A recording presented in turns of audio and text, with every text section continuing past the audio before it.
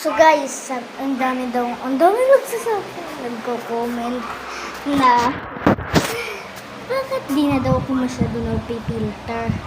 O sige, bigyan natin ng mga filter na magaganda. O sige, tara. Ito lang. Lampatin ko lang yung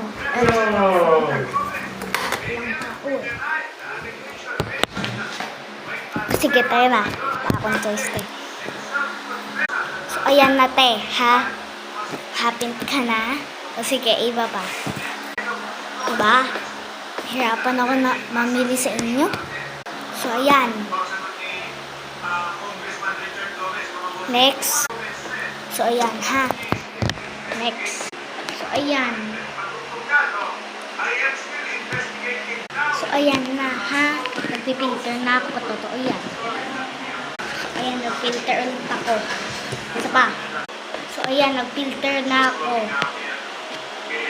So, ayan, nagfilter ako. So, ayan, ha? So, ayan. Ito yung so, yun